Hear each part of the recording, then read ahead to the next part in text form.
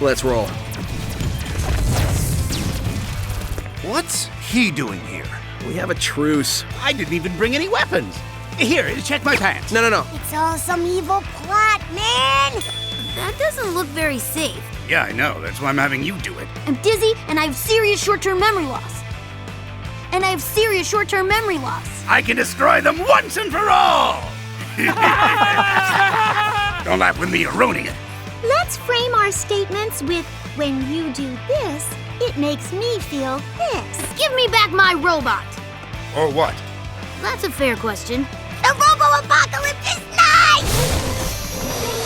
It's not like I'm paranoid. Stop following me!